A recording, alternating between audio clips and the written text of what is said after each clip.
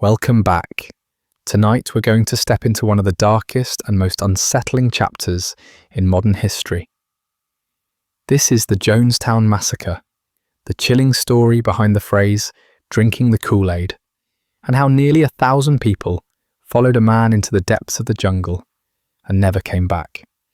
Led by a preacher named Jim Jones, what started as a movement for racial equality and communal living spiraled into paranoia, isolation, and ultimately mass death. We'll uncover how hundreds of Americans uprooted their lives to follow a promise of utopia in South America, only to be trapped in a nightmare of surveillance, mind control, and fear. And in a single tragic day in 1978, over 900 of them, including children, were gone. But before we continue, we'd like you to take a moment and let us know where you're watching from, what time it is for you, and whether you're listening to fall asleep or just passing the time while learning a little history. And if you enjoy the stories we tell, please like and subscribe to support us in making more content like this. He was born in 1931 in a small Indiana town called Crete during the grey, lean years of the Great Depression. His name was James Warren Jones, but everyone just called him Jim.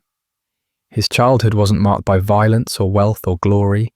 It was marked by silence, a quiet house, a father who was distant and reportedly part of the Ku Klux Klan, and a mother who worked long hours and kept mostly to herself. Jim, even as a boy, was strange. Neighbours would later say he would preach to other children from the porch or conduct mock funerals for small animals. He was drawn to death, to ceremony, and above all, to attention. As he grew older, his fascination with religion deepened into something obsessive. He studied multiple Christian denominations, borrowed language from Pentecostalism, and even attended services with African American congregations, a highly unusual act for a white man in segregated Indiana in the 1940s. But Jim didn't see race the way others did, or at least he said he didn't. He would later say he felt like an outsider in his own skin, someone meant for a bigger purpose. What that purpose was, he hadn't yet decided, but one thing was certain. He wanted power. Not in a crude or obvious way, not at first, but he wanted to be looked at, to be followed, and most of all, to be believed. By the early 1950s, Jones had married a woman named Marceline Baldwin, a nurse. They adopted multiple children, some of them black, some white, and he publicly promoted racial integration, a dangerous stance in 1950s Indiana. His church, which would eventually be called the People's Temple, started small, a few dozen people, then hundreds, and eventually thousands. But at the beginning, it was more than just a church, it was a vision. Jones promised a society without racism, without poverty, without war. He quoted the Bible, yes, but he also quoted Marx and Lenin and Martin Luther King Jr. It was a strange fusion of Christianity and socialist ideology, a blend that confused some but thrilled others. The People's Temple drew in people from the margins, those who felt rejected by the mainstream, those who had lost hope, in politics or religion or both. He preached not just from the pulpit, but from the streets, and he did real work. His congregation fed the hungry, ran drug rehabilitation programs, helped the elderly, and set up free clinics. People followed because they saw results. They saw love, or something that looked like it. They called him Dad, and he called them my children. But under the surface, something darker was blooming. From the beginning, Jones insisted on absolute loyalty. Members were asked to confess sins publicly, even if they hadn't committed any. Those who doubted were shamed, sometimes slapped. He recorded conversations, threatened those who left, and used the pulpit not just to preach, but to control. Some former members would later say he claimed to have supernatural powers, that he could read minds or heal the sick, and he staged miracles too. One former member described how Jones would plant actors in the crowd who pretended to be wheelchair-bound or dying, only to stand up and walk after his blessing. In a 1977 interview, Deborah Layton, who once served in his inner circle, said, "You would see someone in a wheelchair rise and throw their crutches aside, and the crowd would erupt, and you thought, he really can heal. He really is what he says he is." But the truth, as always, was more complicated. He feared betrayal. He feared losing control. And as his church grew, so too did his paranoia. He began to speak of the coming apocalypse, of CIA plots, of government agents watching their every move. In sermons, he would blend passages from Revelation with quotes from Stalin. He called America a dying empire, corrupt and violent, and said the only hope was revolutionary suicide, a phrase that would take on horrifying meaning in the years to come. And yet the People's Temple kept growing. By the 1960s, they had branches in multiple cities. Jones began to set his sights westward. He claimed that a nuclear war was imminent and said that the safest place in America, according to his reading of a scientific article, was Northern California. So he moved the temple to Ukiah and later to San Francisco. This was the beginning of his transformation, from small-town preacher to national figure. He bought buildings, buses, even farmlands. He organized cross-country recruitment drives. New members were brought in by the hundreds, and among them were teachers, lawyers, former radicals, working-class families, black civil rights activists, and aging widows. They were drawn in by the promises: community, equality, meaning. They were tired of America's broken promises and found in Jim Jones a man who seemed to offer something real, something pure. But loyalty had a cost. To join the People's Temple meant surrendering everything: your possessions, your family ties, even your name. Jones urged his followers to spy on one another, to report disloyalty, to sever ties with non-believers. Mothers were encouraged to cut off contact with children who refused to join. Some were even told that their biological families were dead to them. Those who questioned him were denounced, sometimes violently.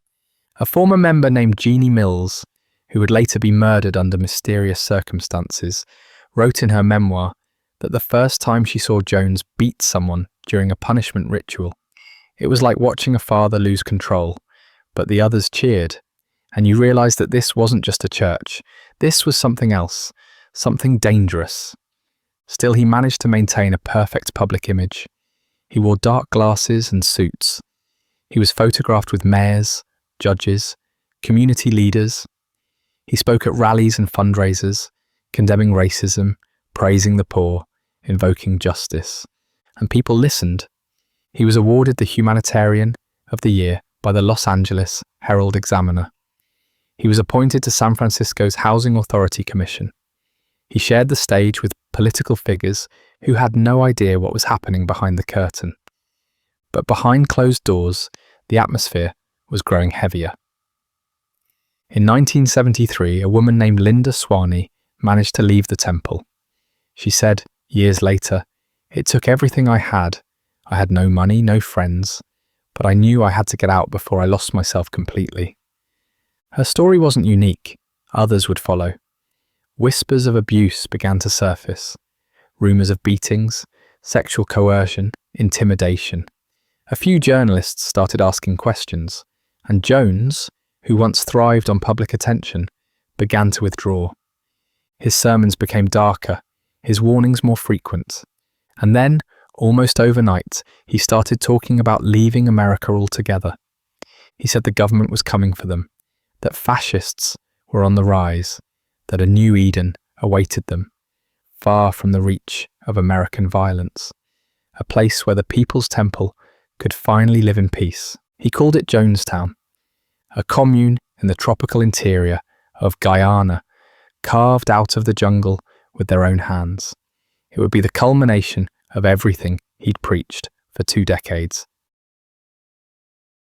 But before the jungle, before Jonestown had a name or a map dot, there was California. It was the crucible where the temple truly transformed. From a church to a movement, from a pulpit to a machine of political and spiritual influence. Jones didn't leap from Indiana to Guyana. He passed through California first, and it was there that his vision grew sharper, stranger, and far more dangerous. California wasn't just a new beginning, it was where his followers became his army, and his sermons became strategies. The sunshine masked the shadows gathering just beneath. The idea of starting over in California wasn't just about prophecy or even survival, it was also about reinvention.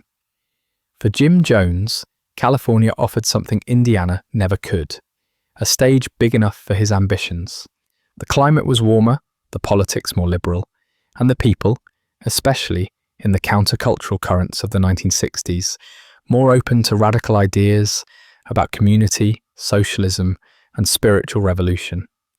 The People's Temple set up its first base in Ukiah, a quiet town in Mendocino County, tucked away in Northern California's redwood forests.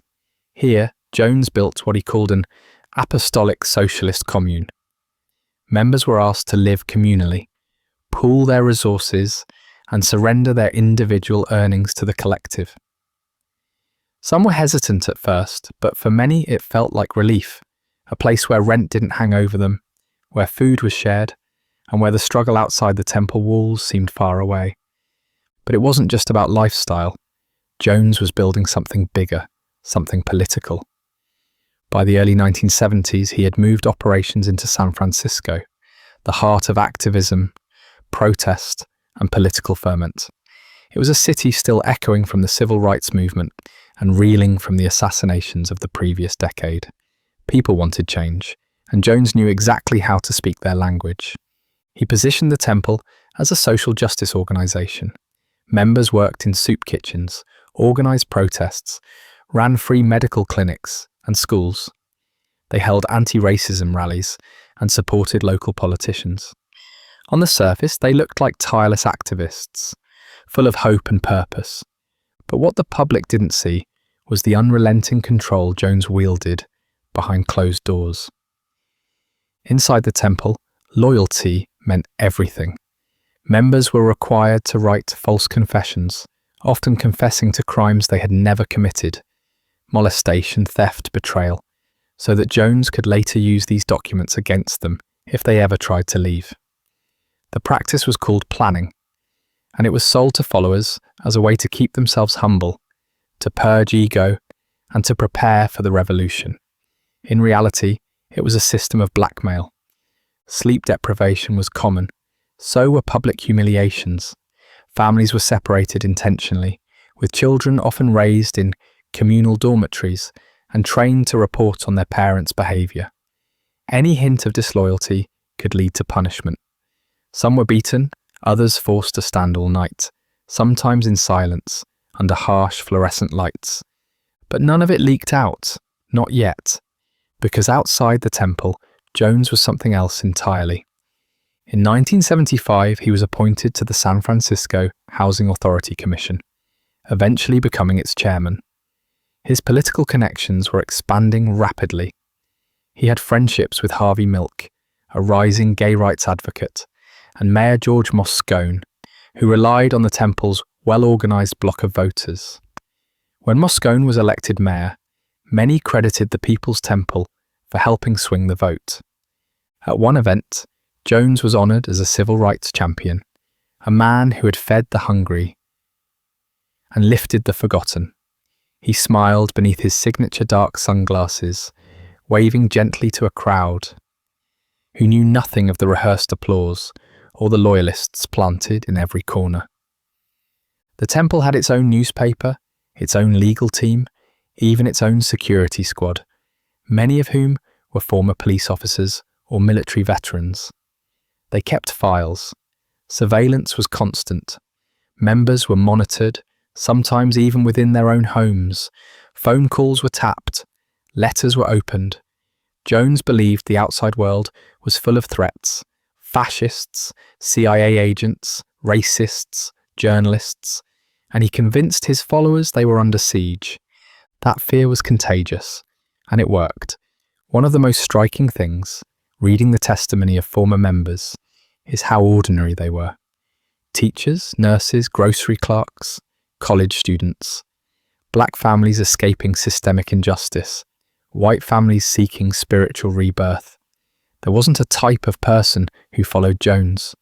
There was just a need for meaning, for connection, for something bigger than the self. And Jim Jones was a master at fulfilling that need. He called the temple a rainbow family, and in some ways it really was. The congregation was predominantly African American, with white leadership at the top. He claimed this as proof of his commitment to racial justice. But behind the slogans there was manipulation. When Jones began having sexual relationships with followers, men and women, he would frame it as an act of spiritual bonding. Consent became blurry. In the fog of obedience, some were told that refusing his advances would betray the cause. Others said no and suffered for it. In one case, he claimed to have had sex with a man to save him from his homosexuality, which he called a bourgeois affliction. That man later said it wasn't about sex at all, it was about power. Even as questions began to surface in the local press, Jones had allies in high places. He threatened legal action against journalists. He mobilized hundreds of members to flood newspapers with letters. He even arranged for respected public officials to visit temple services, which were carefully orchestrated spectacles, sermons full of healing, passion, and joy. The dark reality was scrubbed away before the first handshake, but the cracks were beginning to show. In 1977, New West magazine, a local publication in California, was preparing to publish a damning expose. Reporters Marshall Kilduff and Phil Tracy had spoken with former temple members, including Grace Stone, who was fighting to get her young son, John Victor Stone, back from the group.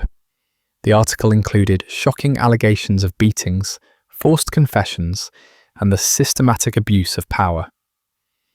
When Jones heard the article was coming, he didn't wait. He gathered his most loyal followers, boarded a plane, and left the country. Just like that, hundreds of people vanished into the tropical interior of Guyana, a small English-speaking country on the northern shoulder of South America. There, deep in the jungle, the temple had already begun building a new settlement. It was a place Jones had talked about for years, but now it was real.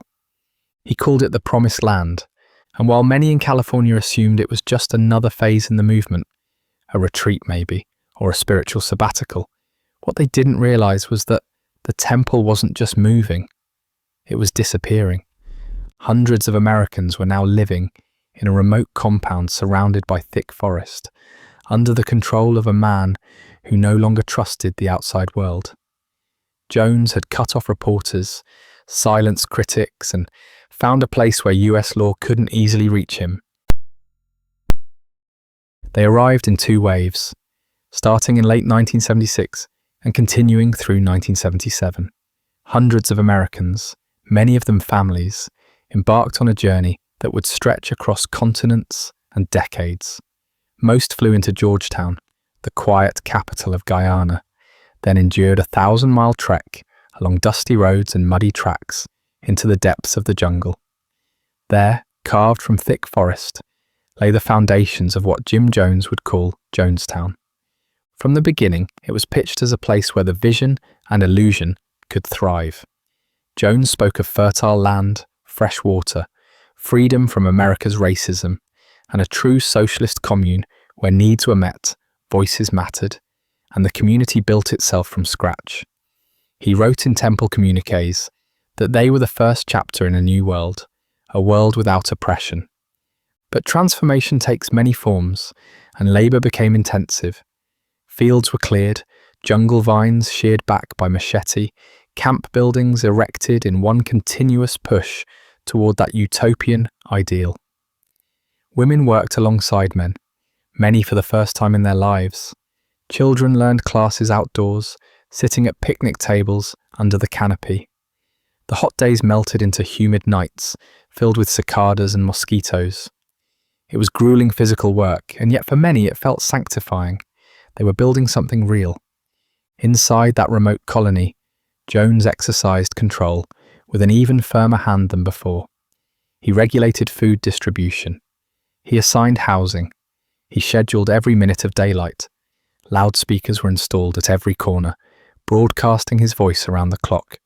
Followers often described a sense of ever-present surveillance, an intangible pressure that never let up. One former resident, Odell Rhodes, said years later that even at night, I felt watched. Even sleeping, I knew Jones was speaking to me somewhere. To outsiders, the arrivals looked hopeful. Photos mailed home were neatly dressed, families smiling on grassy lawns, but letters smuggled out spoke of shortages, of malnourished children, of unrelenting toil. One letter from Tim and Grace Stowen, desperate to get their son, John Victor, out of Jonestown, read in part, "We are not living in a socialist paradise. We are living in fear." Their words would later fuel investigations back in America. Inside the settlement, internal hierarchy became sharper. Jones granted most authority to his inner circle, Tim Stowen, until he fell out of favour and demanded his son be returned. Larry Layton, who served as Jones's interpreter for local visitors, Annie Moore, the choir leader who enforced discipline through music and prayer, and the notorious White Knight teams, who rehearsed for, and sometimes implemented, mass suicide drills under the guise of spiritual readiness. These drills were chilling. On some evenings, Jones would gather everyone and read instructions for revolutionary suicide, a concept he had toyed with in California, but now insisted was essential preparation for the outside world's hostility. He convinced them that if the temple was attacked, they should follow his final command, rather than be captured, dismembered, or tortured. Sometimes, the group would assemble with cups of flavoured drink and pretend to drink, often in silence or as part of a sombre ceremony. Though never lethal, these practices set a precedent of fear and obedience. Conditions in Jonestown were deteriorating. Reports from defectors later revealed houses were dilapidated, food supply unstable, illness common, and medical care minimal. Tropical infections ran unchecked. During one particularly brutal rainy season, in 1977, diarrheal disease swept through the camp, and people were dying at a rate that alarmed survivors. Food was often rationed unevenly. Rice and beans were staples, supplemented occasionally by wild game or vegetables from small communal gardens. Many suffered vitamin deficiencies, and yet outsiders called it thriving. Temple media released staged videos showing choir performances, construction, and Jones planting symbolic trees. The propaganda was more potent than the reality. As internal dissatisfaction grew, so did desperation. Some members confessed to Jones that they were losing faith. Others grumbled about how far from America they'd come, both physically and psychologically.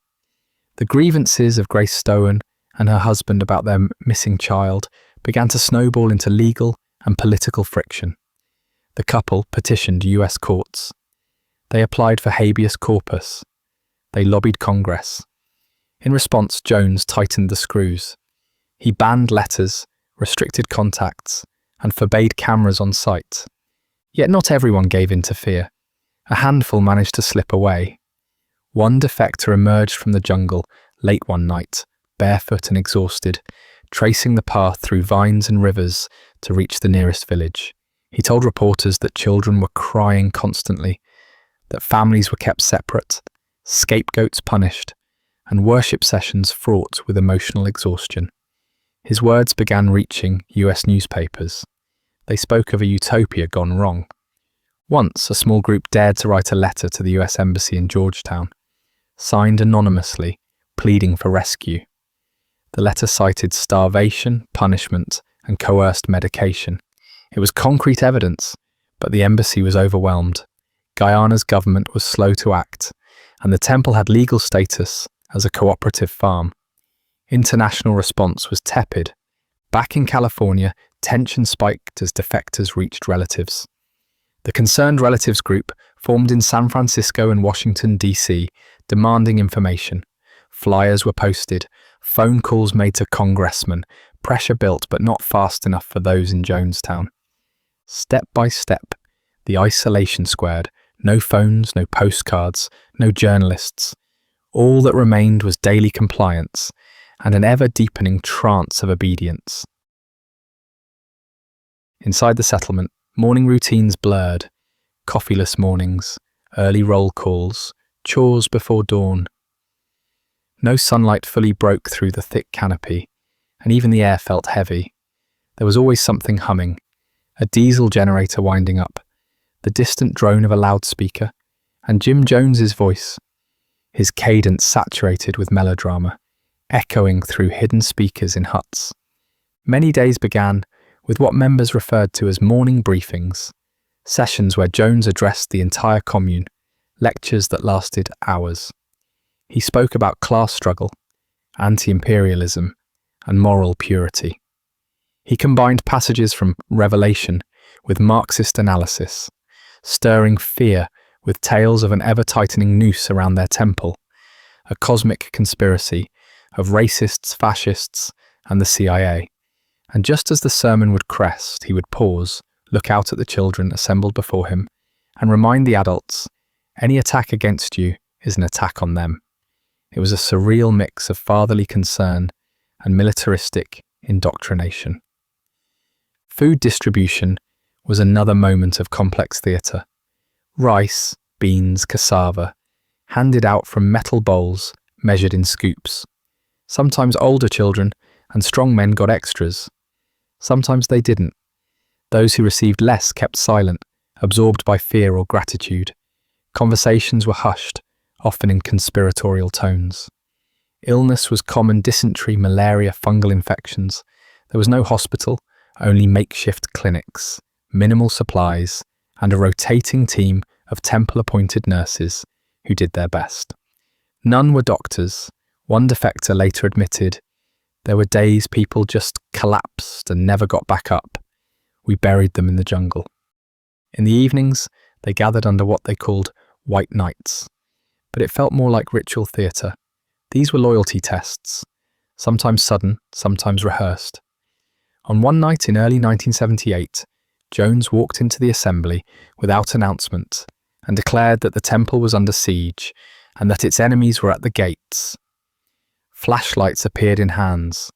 Members formed isolation circles, singing hymns on command. Each was watched, judged by their visible devotion. Failure to sing loudly enough was dangerous. One survivor said, "If you hesitated, they would single you out. Why didn't you sing?" That fear stayed with you long after. He was deteriorating too. His appearance grew gaunt, his face sunken and lined. He was told he had a fatal illness, perhaps leukemia, though no independent medical examination was ever arranged.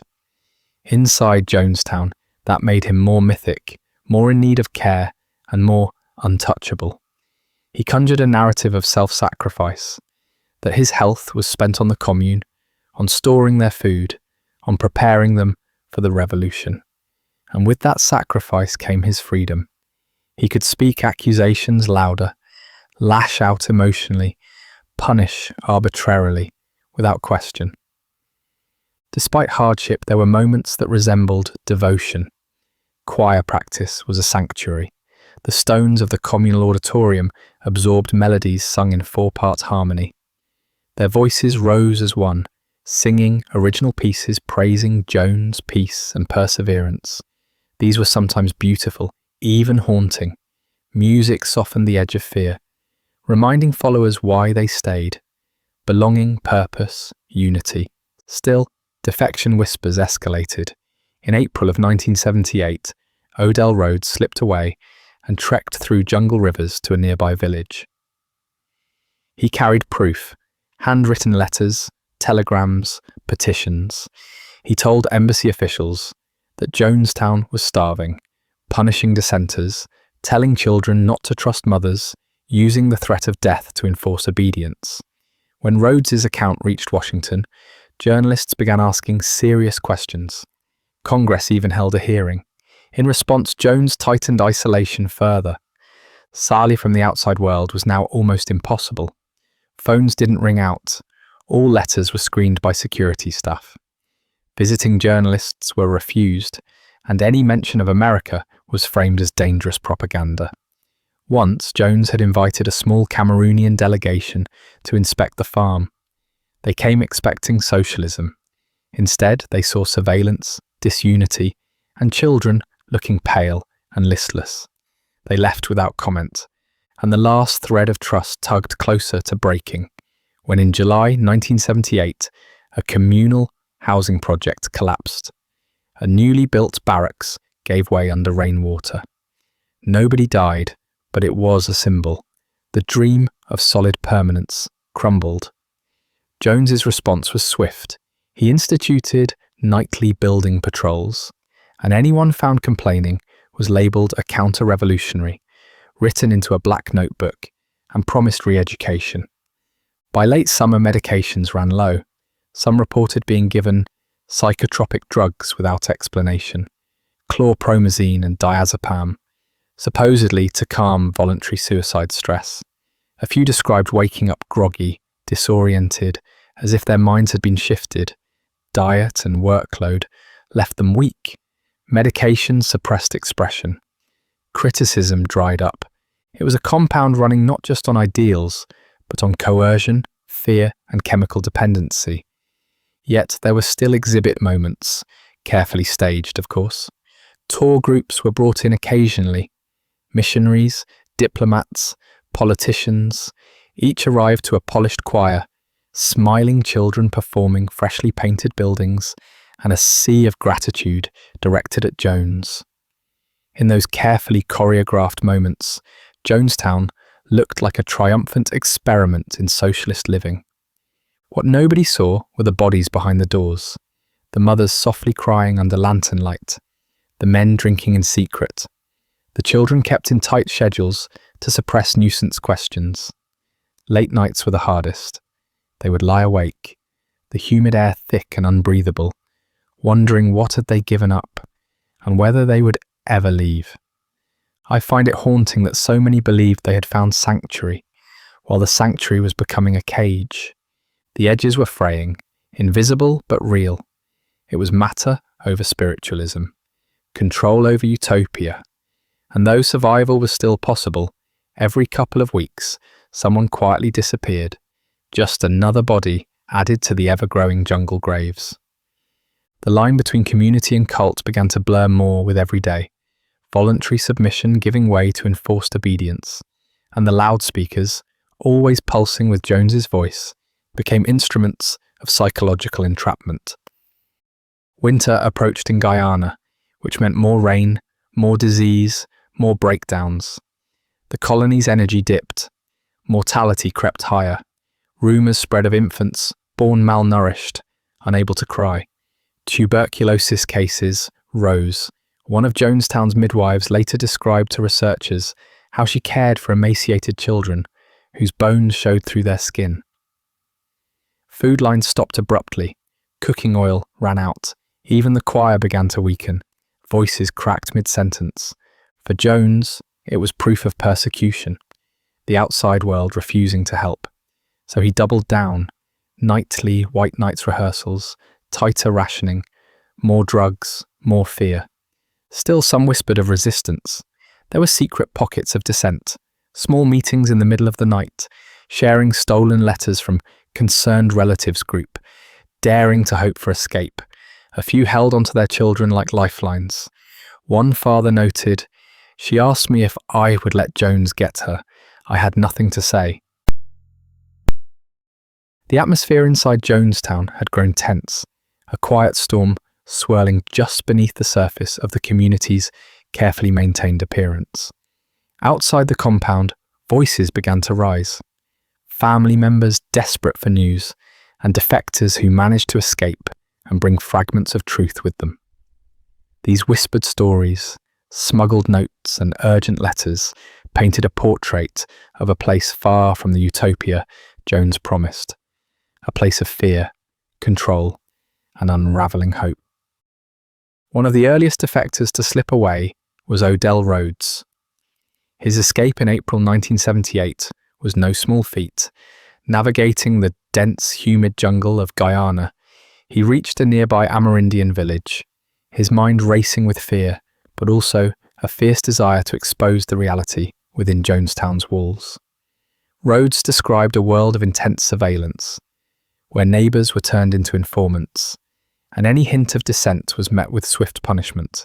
The children, he said, were taught to distrust their own parents, an insidious tactic meant to sever bonds of loyalty, except to Jones himself. Such accounts began to filter beyond the jungle, reaching concerned relatives in the United States who had long feared the worst. This small group, united by desperation and love, organized under the name Concerned Relatives. They tirelessly wrote letters, petitioned government officials, and spoke to the press. One of the most urgent voices was Grace Stone, wife of Tim Stone, a former top temple official who had become disillusioned. Her letters spoke not only of her heartbreak, but also of the cruel conditions her children faced, sparking a growing outcry that pushed the US State Department to pay closer attention. Tim Stone's journey from loyal insider to whistleblower was emblematic of the fracture within Jonestown. Torn between his commitment to the cause and his desire to protect his family, he eventually sided with those demanding accountability. But this shift only heightened the paranoia inside the compound. Jones, ever vigilant, saw enemies everywhere: defectors, concerned relatives, journalists, even members of his own inner circle. Inside Jonestown, the tightening grip was felt through a complex web of control mechanisms. Some of Jones's most devoted followers became enforcers, tasked with monitoring and punishing those suspected of disloyalty. Their role was chilling in its simplicity: maintain order through fear, suppress any seeds of rebellion before they could grow. Survivor testimonies reveal how these enforcers wielded both psychological and physical power.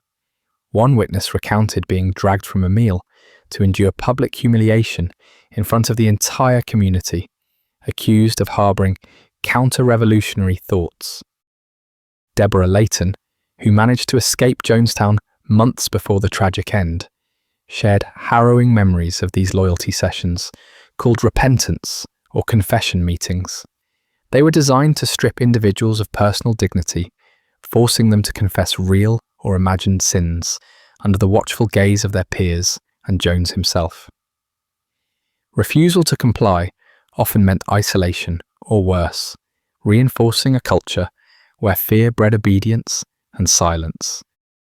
The physical conditions worsened alongside the psychological torment. Food shortages were common, and what little nourishment was available often lacked nutrition. Disease spread rapidly through the cramped, humid huts, with inadequate medical supplies to combat infections or chronic illness. Medicines were sometimes given not for healing, but to sedate or manipulate, blurring the lines between care and control. In this environment, sickness became both a physical ailment and a symbol of the community's deeper decay. Jones's own health was in decline, exacerbated by his growing dependence on drugs like painkillers and tranquilizers. His leadership became increasingly erratic and aggressive as he sought to maintain his hold over a fracturing community. Loudspeakers scattered throughout Jonestown broadcast his voice relentlessly, mixing sermons with warnings of outside conspiracies and betrayal. The constant noise served not only to indoctrinate, but also to drown out any whisper of dissent. The ideological pressure was immense. Followers were told their suffering was a sacrifice for a greater revolutionary cause, a battle against imperialism, racism, and capitalism. Jones's rhetoric painted Jonestown as a last bastion of hope for those rejected by society. But as daily life grew harsher, the gap between ideology and reality widened, breeding confusion, doubt, and quiet despair. Within the compound, suspicion thrived. Families were fractured as children were sometimes taken from parents for re-education or punishment. Friendships dissolved under the weight of fear, with neighbours watching neighbours, ready to report any signs of wavering loyalty. Those accused of betrayal faced brutal consequences: beatings, solitary confinement, or forced labour in the fields under the scorching sun. Outside, the Concerned Relatives campaign gained momentum. Their appeals reached Washington, pushing the State Department and Congress to investigate. Yet the remote jungle location and Guyana's sovereignty complicated matters. Diplomatic caution slowed official actions, even as the evidence of abuse mounted.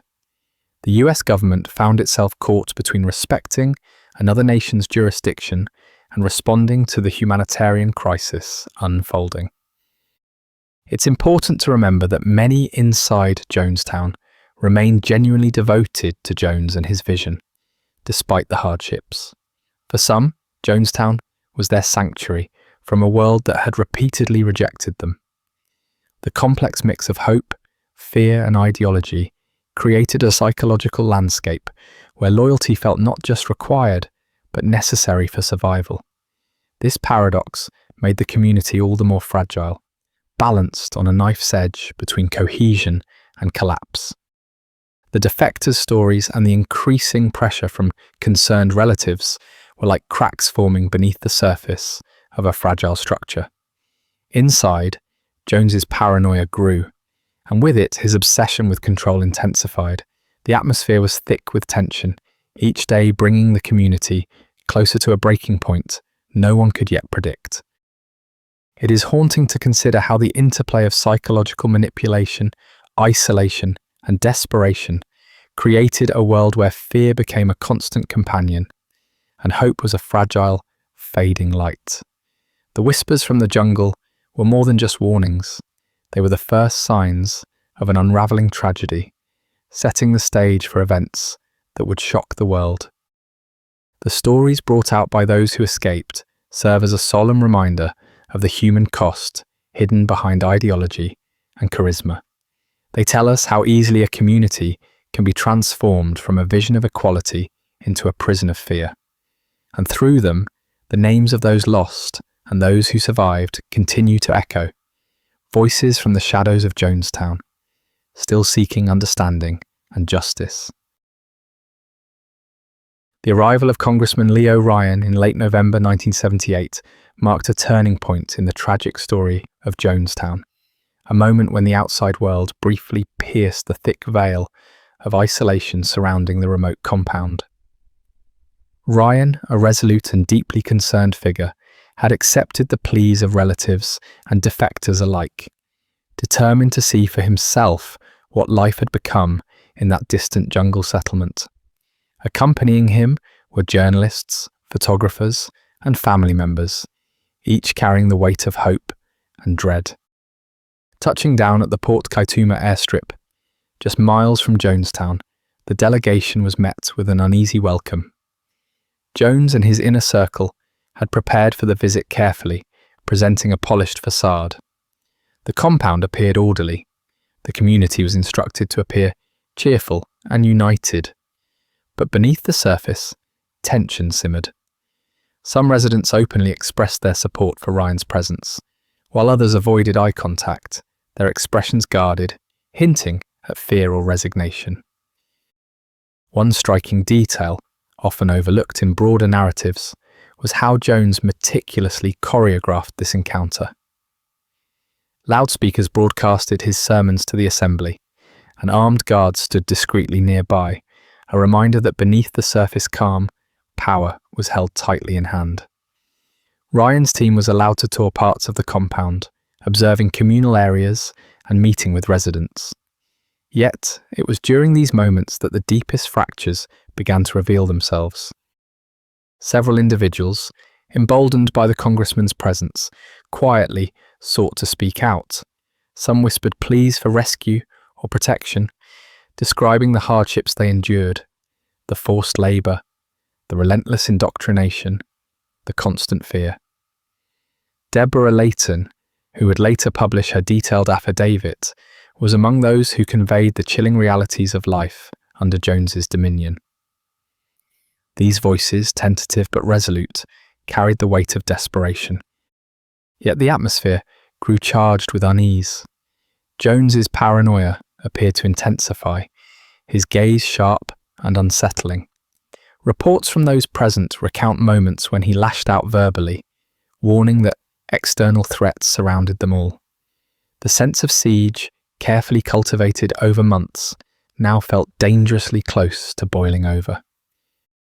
It was during the visit that the fractures within Jonestown became undeniable. A small group made the brave decision to leave with Ryan. Families bound by fear and love took the uncertain step toward escape. The process was not simple. Some faced coercion or intimidation as they prepared to depart. Guards watched closely, and whispers of traitors circulated. The journey back to the airstrip was fraught with tension. The sight of those defecting unsettled loyalists, and a storm of emotions, fear, anger, confusion, hung heavy in the air. What had been a carefully constructed facade was now cracking, revealing a community on the brink. Tragedy struck swiftly and with brutal finality. At the Port Kaituma airstrip, as Ryan and the defectors prepared to board planes bound for safety, armed gunmen ambushed the group. In the chaos that followed, Ryan, 3 journalists, and a defector were killed. 2 others were wounded, but managed to escape.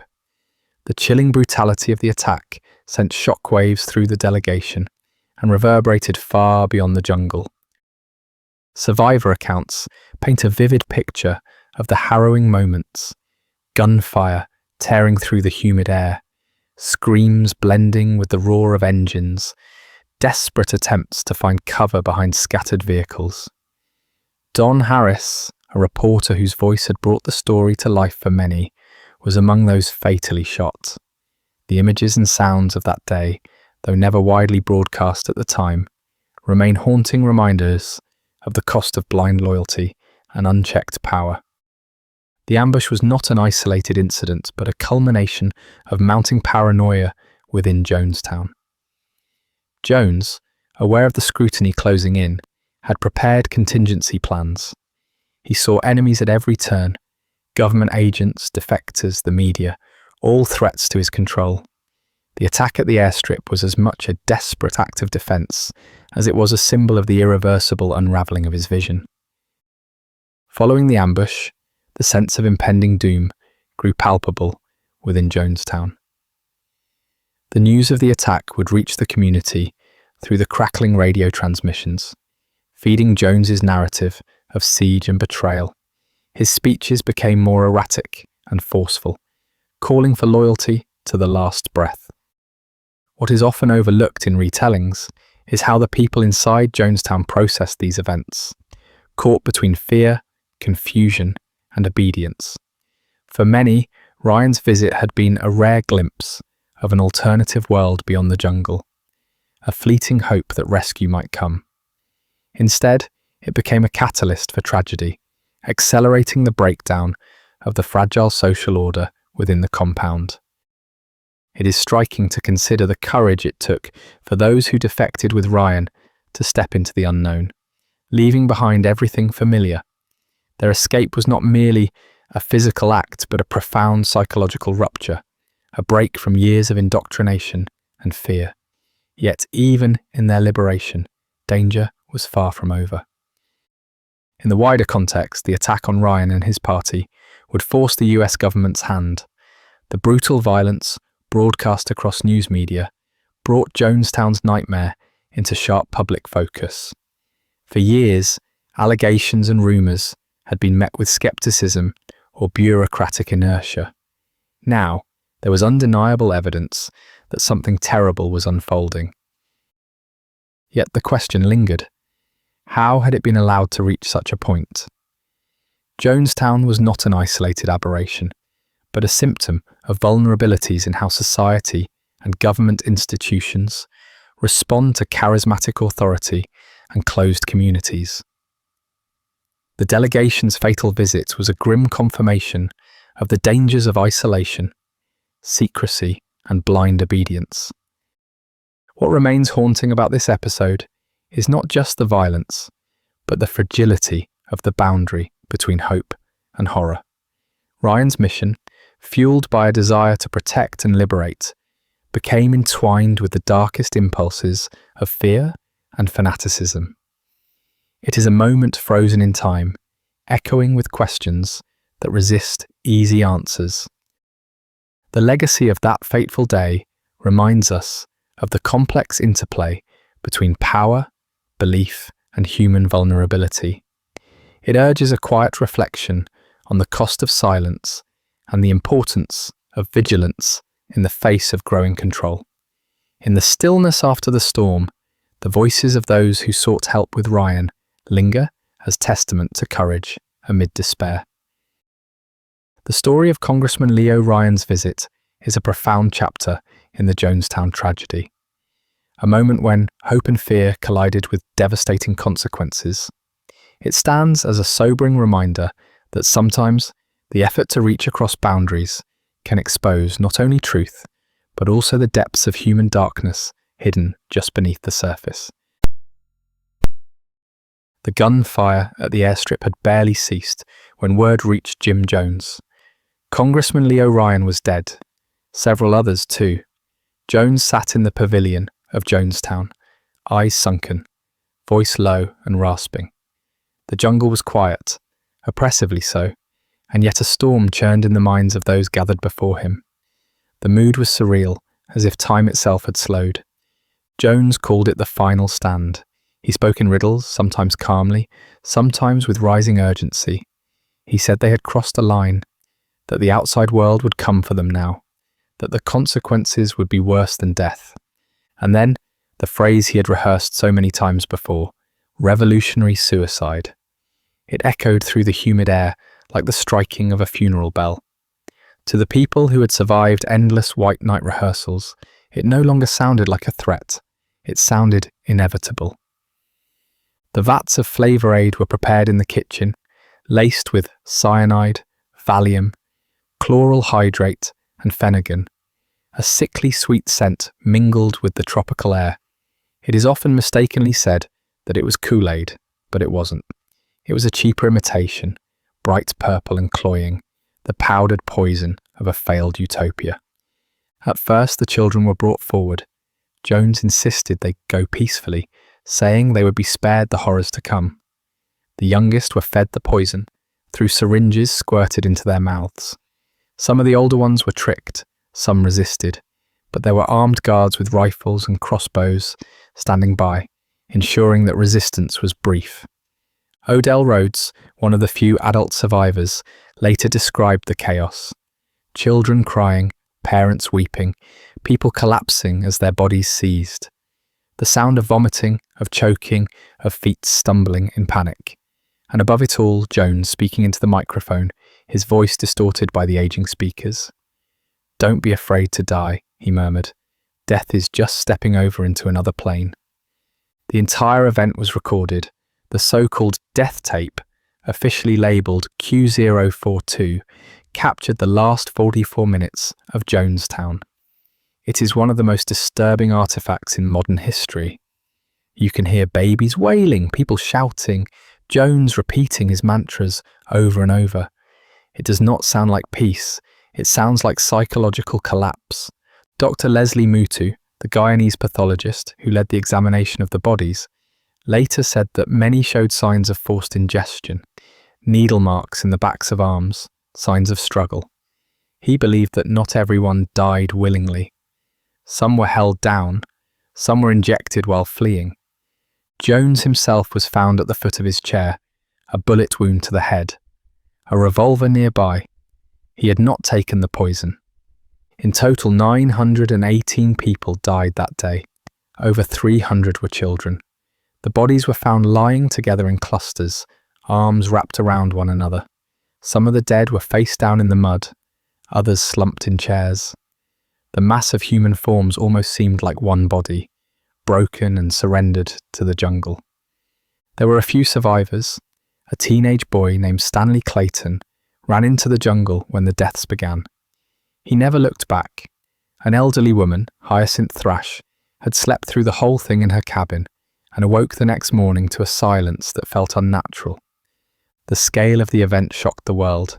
At the time, it was the largest single loss of American civilian life in a non-natural disaster. Reporters tried to make sense of it. How could so many have followed Jones to their deaths? How had no one stopped him? Some blamed the media for pushing him too far, others blamed the government for not intervening, and many blamed the victims. That, I think, is one of the hardest truths, that people are quick to call them brainwashed, weak, foolish.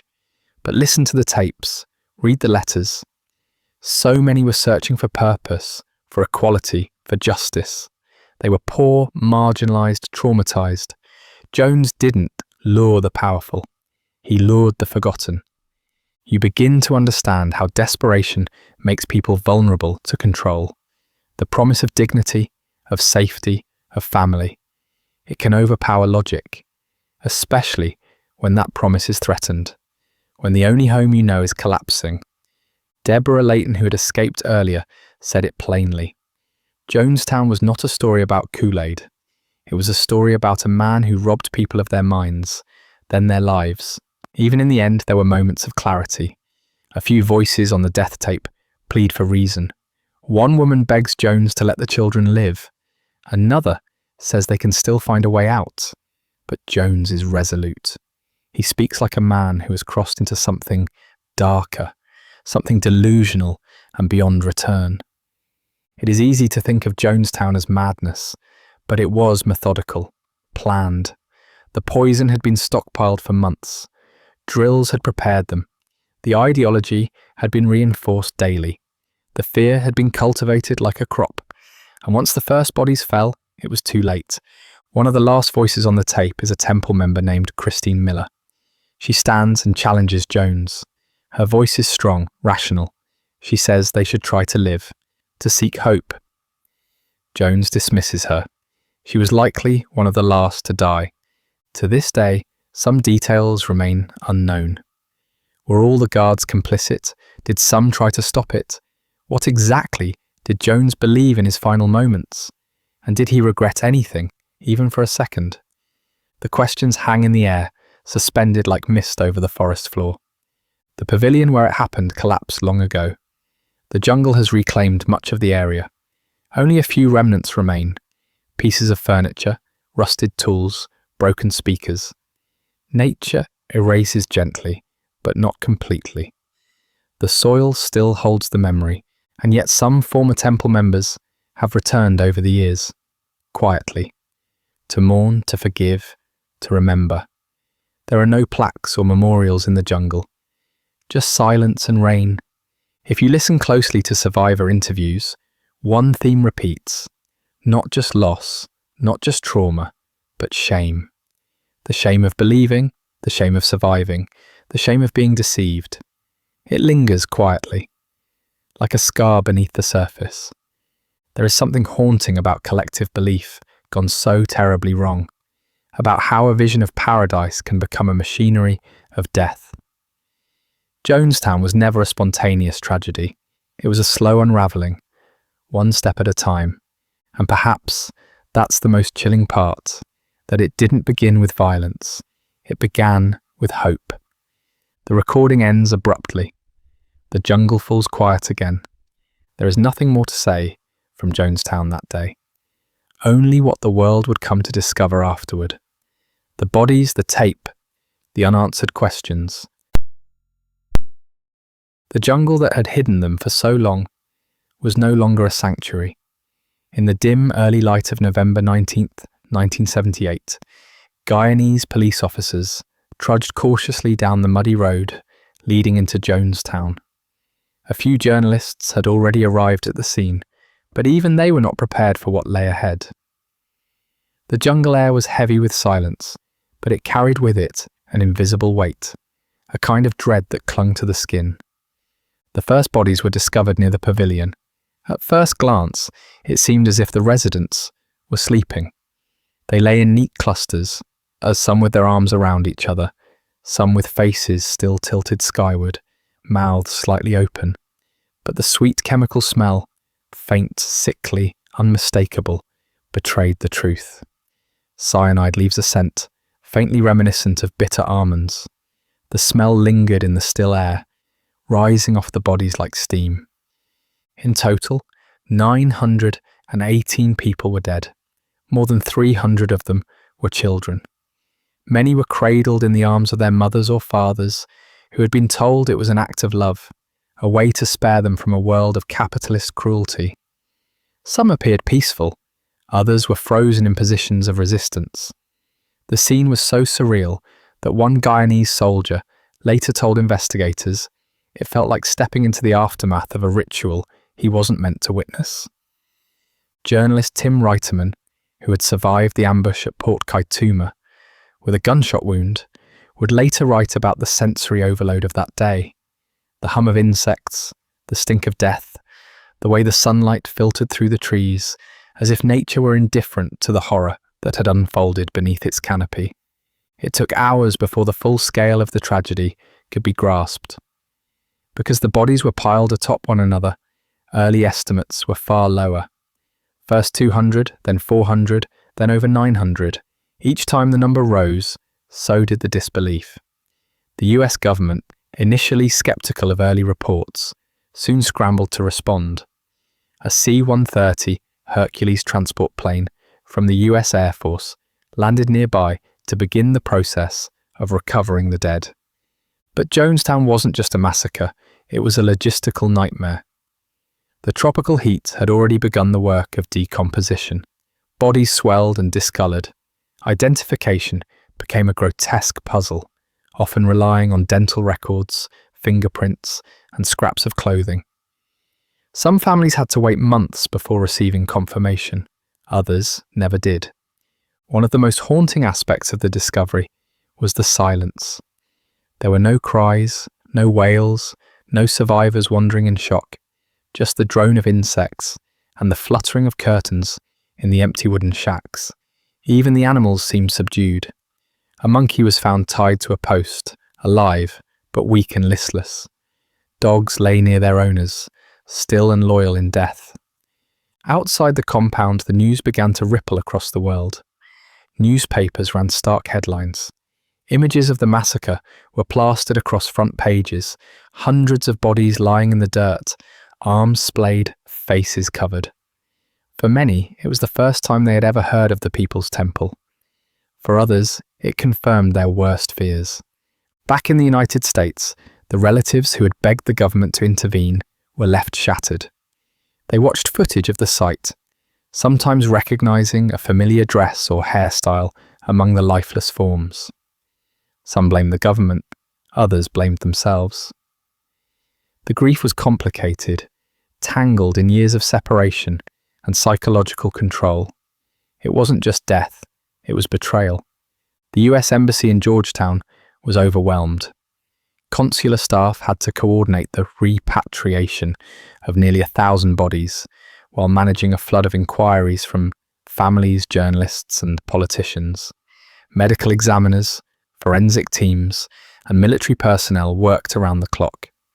The bodies were stored in makeshift morgues, then eventually flown to Dover Air Force Base in Delaware. Only a small number of the victims were ever buried in individual graves. Many ended up in mass burials, like those at Evergreen Cemetery in Oakland, California. A granite memorial now bears the names of the dead, including those of Jim Jones and his immediate family, a controversial choice that still sparks debate. In the weeks that followed, congressional hearings were held. Investigators combed through temple records recovered from the site. Boxes of documents revealed how carefully the operation had been managed. Travel logs, coded messages, lists of defectors, and financial ledgers showing millions of dollars moved offshore. There were hints of bribes, of foreign bank accounts, and of Jones's growing fear that he was about to be exposed. Interestingly, even as the world condemned Jones, there were those who refused to believe he was dead. His body had been identified, yes, but conspiracy theories took root almost immediately.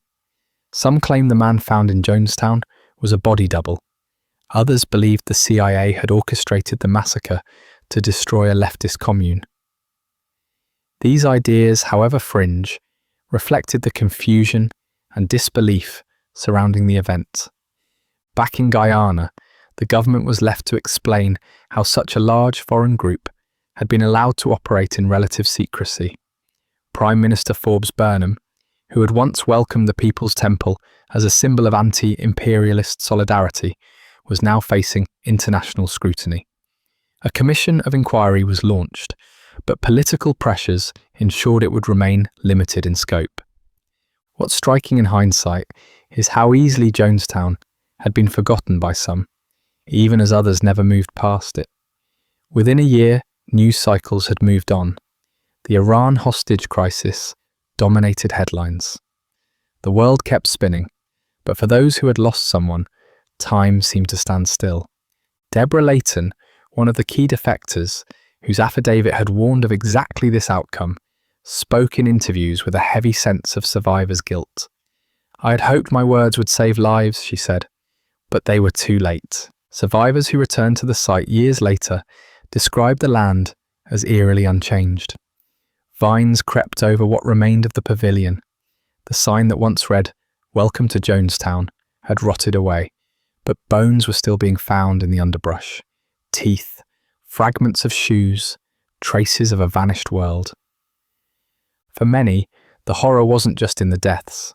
It was in the fact that no one seemed to know how to talk about them. The usual language of mourning didn't quite fit. Was it murder? Was it suicide? Was it something in between? The final moments captured on the death tape remain one of the most chilling artifacts of the tragedy. The audio, just over 45 minutes long, reveals Jones's desperate and slurred monologue, mixed with cries from children and murmurs of encouragement from his inner circle. His voice, once charismatic and commanding, had become ragged, frantic. "Death is 1,000,000 times preferable to 10 more days of this life," he mumbled. It is difficult to listen to without feeling like you're intruding on something unholy. What lingers most is the emptiness Jonestown left behind. A ghost town in the jungle, rows of handmade cots, dried up gardens, half-written letters, and the unsettling realization that it could happen again. That the seeds of blind devotion and fear, once sown, don't die easily. Even now, it is hard to wrap the mind around the scale of it. The planning, the control, the obedience. That so many people, most of them ordinary, kind, hopeful individuals, could be swept into something so cruel. It feels like a warning written in blood and silence, and yet the world kept turning. In the haze of the tropical morning, as helicopters buzzed above the scorched soil of Jonestown, a few scattered voices were still alive to tell what had happened. Their words would take time to surface, but when they did, they became essential threads in a story too heavy to carry alone. The survivors, in many ways, were the forgotten shadows of the Jonestown tragedy. Not just because they had escaped death, but because they returned to a world that didn't know how to receive them. Some had fled into the jungle as the final white night began. Others were simply elsewhere that day, running errands or accompanying Congressman Leo Ryan back to the airstrip. A handful were spared by pure coincidence, though few would ever think of it as luck. Take Laura Johnston Cole, for instance. A devoted member of the temple, Laura had been away in Georgetown, Guyana's capital, helping coordinate logistics for the community. When she got the news, she was surrounded by other temple members who still believed Jones was doing the Lord's work. The emotional whiplash of loyalty, betrayal, and unimaginable grief fractured her. In her later writings, Laura confessed, "I felt like I had no right to be alive," and that phrase, that aching guilt, echoed through so many of the survivors' recollections. Then there was Odell Rhodes. He was inside Jonestown that day. When Jones made his chilling announcement, Odell saw the children being given syringes. He slipped away in the commotion, quietly disappearing into the underbrush. He watched from the trees, too far to stop what was happening, too close to ever forget the sounds. Another name that surfaces gently from the ruins is Hyacinth Thrash. She was an elderly African-American woman, in her 70s, who had long questioned Jones' extremes but stayed out of fear. On the day of the massacre, she was in her cabin, sick and asleep. When she awoke, it was quiet. Death had settled over the commune. Hyacinth crept from her shelter and found the bodies.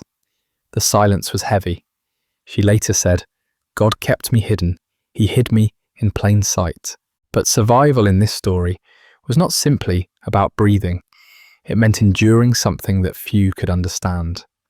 The trauma didn't end when the helicopters left.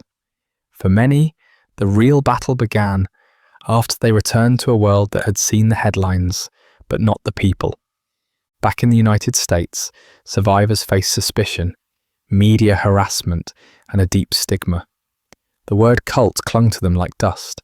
Some, like Deborah Layton, who had defected months earlier and warned the government of the danger, tried to educate the public. Her book, Seductive Poison, became one of the most detailed first-hand accounts. She described the psychological descent into dependency, the way Jones trained his followers to believe they had no life outside of him. Deborah's courage in speaking out helped change the way authorities viewed cults, but it cost her. She was hounded by guilt, questioned by skeptics, and for a time struggled to rebuild any semblance of a life. Many former members never spoke publicly at all. They slipped into quiet towns, changed their names, and tried to live out the years that had been stolen from them. But the trauma often resurfaced in nightmares, in unexpected triggers, in the haunting sound of a loudspeaker that no longer existed. There were too those who continued to defend Jones, a minority but a vocal one. They believed the world had misunderstood him, that the government had conspired against the temple, that the deaths were acts of protest rather than madness. It's a painful complication in an already brutal legacy, a reminder of just how thoroughly the line between faith and delusion had been blurred. Some survivors became activists. They joined or founded support networks for former cult members. Others began working with psychologists, researchers, and law enforcement to share insights into the warning signs of manipulation and coercive control. Their suffering became a kind of warning beacon, a human signal that shone through the fog of sensational headlines and political posturing. And yet it is striking how rarely the full stories of the survivors are told. The public fixation often remains on Jim Jones, on the infamous images, on the audio tape of that final hour. But the real depth of Jonestown is buried in the quiet courage of those who walked out of that jungle and chose to keep going. One of the most delicate parts of this history is the process of mourning. Funerals were difficult. There were too many bodies, too many left unclaimed. Over 400 of them were buried in a mass grave at Evergreen Cemetery in Oakland, California. For years, the site had no names, just a hillside, a void. It wasn't until 2011 that proper memorial plaques were placed, listing all 918 who died, including Jim Jones. That last detail sparked controversy. Some felt his name had no place among the victims. Others argued that omitting it would be rewriting history. It is, in a way, a symbol of the larger tension. How to remember Jonestown without allowing the monster to eclipse the humanity of those he manipulated. In interviews, some survivors speak of their desire to reclaim their own narratives. They were not mindless, they were not weak. Many had joined the temple for good reasons. Hope, equality, justice. They had believed in something.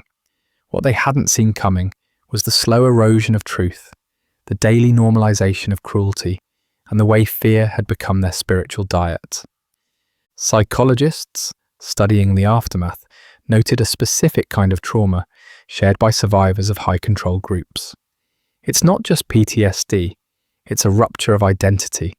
If your sense of self was formed inside a community that no longer exists, or worse, one that became synonymous with horror. How do you rebuild? Some liken it to waking up from a long coma. The world has moved on, but you haven't. Despite everything, some moments of healing emerged. In 2008, a reunion was held in San Diego, where former members of the temple gathered to remember their friends and confront their past. They laughed, cried, and read names aloud. One attendee told a reporter, "It's not about the deaths anymore. It's about the lives we lived. It's about remembering the kindness before it all fell apart." The voices of the survivors are steadying the story. They remind us that Jonestown wasn't only a tragedy, it was also a place where people cooked meals for one another, where children played, where music filled the air at night. It was a place of ideals, however misused they became. And as more survivors age, some have begun recording oral histories. Museums and archives now preserve their words, not to sensationalize, but to humanize. Because behind the numbers, there were names, and behind the names, there were dreams. Hyacinth Thrash lived to be 93. She never stopped talking about Jonestown, but she also never stopped living. In a quiet interview near the end of her life, she said something that still lingers. "I don't have to understand it, I just have to live with it. And I do, every day." That, more than anything, captures the truth left in Jonestown's wake. Survival is not a headline, it is a quiet, daily act. And the survivors, often unseen, are the keepers of that story. In the silence left behind by Jonestown, there came a flood of questions. Not just about how such a tragedy could unfold, but how it had festered undisturbed for so long. The sheer scale of the loss, the horror etched into the jungle floor, pushed the world to re-evaluate its understanding of control, belief, and obedience. As the bodies were flown home, and families tried to piece together what remained of their lives, the conversation around Jonestown shifted. The story was no longer just about a single man or a group of devoted followers. It became something larger, a reflection on the mechanisms of power and persuasion. In the years following the massacre, the field of psychology took a closer look at how minds are bent, slowly, over time. One prominent figure in that exploration was Dr. Margaret Singer, a clinical psychologist who interviewed many former cult members. She described what happened in Jonestown as a textbook case of thought reform, where emotional isolation, sleep deprivation, communal reinforcement, and constant surveillance reshape an individual's identity. She wrote, "It's not about intelligence. It's about vulnerability, timing, and repeated messaging. Anyone, under the right conditions, can be made to believe anything." This realization unsettled many. The idea that people who once seemed independent and rational could be coerced into believing Jim Jones was a prophet, and later that their deaths were a revolutionary act, forced society to reconsider the boundaries of free will. The government response was equally complex. Declassified FBI files, released in the decades that followed, showed that Jones and the People's Temple had been under observation, but there had been little intervention. In part, this was due to Jones's public image. He had been an ally to progressive political causes, a man praised for his commitment to racial integration and social welfare. He had connections to high-level officials. Some of his letters were even on file at the Carter White House, but those same files also contained letters from former temple members, describing the abuses in detail. They painted a portrait of a group spiraling into madness, but these accounts, as it turned out, were largely ignored. The lack of early action remains a source of shame and confusion. One particularly haunting document is the so-called death tape, officially labelled Q042. It was recovered by the FBI in the aftermath and captures Jones's voice during the final moments. In it, you hear crying, pleading, then the slow, grim resolve of people accepting what they've been told is inevitable.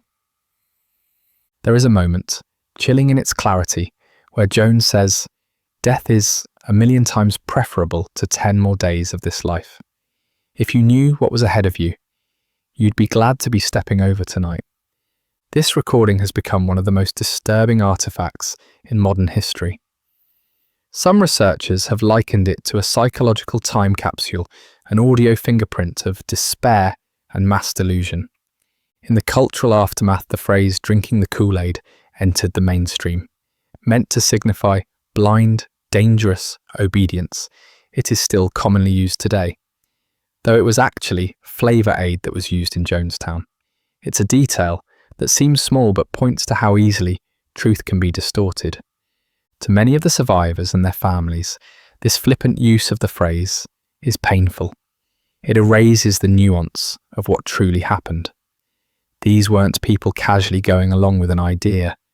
They were desperate, many coerced, and some murdered. Over time, Jonestown became a reference point in the study of cult dynamics. Later tragedies, like the Heaven's Gate suicides in 1997 or the 1993 siege of the Branch Davidians in Waco, Texas, were viewed through the lens of Jonestown. Experts began to identify patterns: isolation, absolute authority, apocalyptic rhetoric, and the slow chipping away of personal autonomy. Each event added to a growing body of knowledge and to a kind of cultural trauma. It reminded people that the need for belonging, for clarity in chaos, can be weaponized. In some corners of the public sphere, conspiracy theories blossomed. Some believed Jonestown was a CIA experiment in mind control, pointing to Jones's travels, his ties to powerful individuals, and the temple's odd financial activities. These theories were never substantiated, but they reflected a deep mistrust in official narratives. After all, so many signs had been ignored, so many warnings silenced. It's easy to see why some chose to believe there must have been something more sinister at work. There were also questions about how the story was told. Early media coverage focused on the exotic location, the strangeness of it all. There was less attention on the victims, who they were, where they came from, and why they followed Jones in the first place. Most People's Temple members were African American, many from poor backgrounds, drawn in by promises of dignity and purpose. Their lives were often reduced to headlines or flattened into statistics. That erasure too became part of the legacy. Some survivors, like Stephan Jones, Jim Jones' own son, who was in Georgetown playing basketball when the massacre occurred, spent decades trying to make sense of it. In interviews, he's spoken about the guilt, the shame, and the complexity of loving a father who became a monster. He has described it as carrying a wound that never fully heals. Others, like Yolanda Williams, who was a young Temple member and later became a police officer, used their experience to educate others. They began to speak at schools, in communities, warning of the subtle ways control can take root, not just in cults, but in relationships, institutions, even ideologies. There is a quiet strength in these stories, in the act of remembering. Jonestown has also become a subject of academic study. Universities have analysed it from every angle: sociology, psychology, theology. Scholars ask not just what happened, but what it says about belief, identity, and the boundaries of influence. One recurring theme is that the seeds of such tragedies are often planted slowly. Rarely does it begin with a command to die. It begins with a request to believe.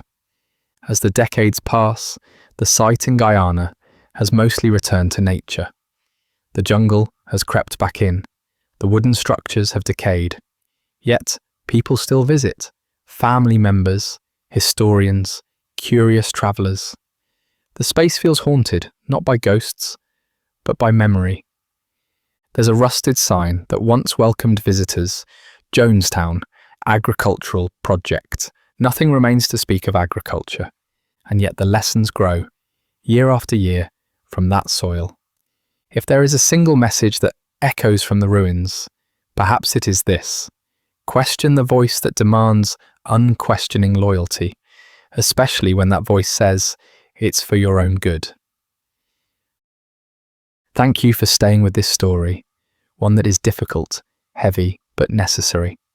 If you've made it this far, I hope you've not only learned but felt the way history can reach out from the past and hold us still. Until the next late night story, sleep gently, question deeply, and if this quiet corner of the internet speaks to you, feel free to like and subscribe. Good night.